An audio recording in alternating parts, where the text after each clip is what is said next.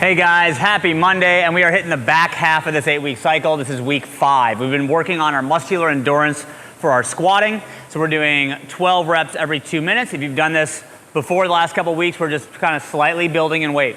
Now there's actually 2 styles, I don't know if you've heard this, on how to approach this. One is for maximal weight, and the other is just to build that muscular endurance with little to no rest. So you won't be able to do as much weight in that style. So let me show you. We're looking for a little tempo, so we're gonna get the same setup no matter what you do. Okay? We want to be a little bit slower on the way down, and speed on the way up. One version is little to no rest at the top. As you can see, I'm kind of going right into the next rep with about a 1-second rest at the top.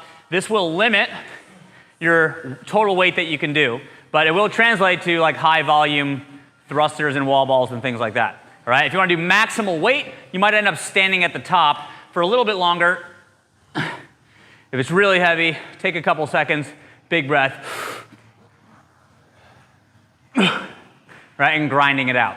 Okay, so that's kind of 2 styles. Just try to build on what you're doing week after week. Neither one's right or wrong. All right, and make sure that every time we get a good deep squat, nice vertical torso. So from there, we're gonna go into a little bit more legs, some classic movements because we are prepping for the open. So all 3 of these movements in today's conditioning, you can expect to see in the open. We've got double unders, wall walks, and thrusters. All right, so let's come over to the wall over here. Okay. And take a look. It's going to be 3 rounds of 5 wall walks, which we've been doing every week, 15 thrusters, and 50 double unders. So let's take a look at the wall walk.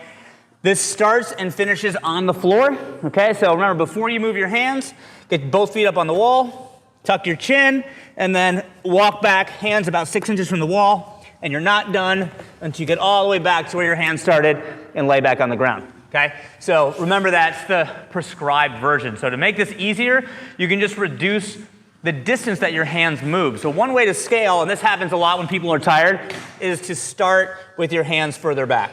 Okay, from here you can get it's easier to get your foot up on the wall. And again, walk as far as you feel comfortable, back to where you started, and then come back down. If you want to make some lines on the ground to give yourself some standards so you get the same reps every time, that's totally fine. All right. The easiest version here is to just keep your feet on the ground. Go a little wider with your stance. Walk up, butt touches the wall, walk back down. And this will allow you to keep some intensity in the workout. All right. So from here we go to thrusters. We got 15 reps. Your legs are going to be feeling this from the back squats we just did. So if you're not sure on the weight, go down to something you're comfortable moving. This can be 15 reps in a row or maybe 2 sets. All right. Good deep squat, that weight's sitting on the shoulders. Drive up overhead. Okay, and just be efficient. Think about as you're coming out of that squat, make sure you drive that bar off the shoulders and then finish with the arms, using your legs as much as possible. Getting that lockout when you're tired can be challenging. Okay, so 15 reps per round on the thruster, and then we finish off with the double under. The double under, 50 reps is like our most common rep scheme. Trying to hit this unbroken, but it starts to get hard as you get more fatigued. So focus on nice tall chest. The wrists are moving the rope. Notice where my elbows are. My hands are close to my body. If you're just learning, put some singles in between. Okay?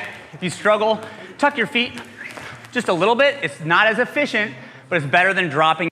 Try not to drop your chest, because then you can't do another rep after that, okay? If you need to, of course, do singles. You can do twice as many singles or the same number just to practice good arm and body position, okay? 12-minute cap to get through that, so kind of sprinty. And then we finish off with 2 classic bodybuilding movements. One is going to be the hammer curl. So we're not gonna rotate the dumbbell at the top. It stays the same position, down and up. We'll do 12 on each side. And then the other is going to be a single arm dumbbell skull crusher, 12 each side. All right, that's our Monday, guys. See you tomorrow.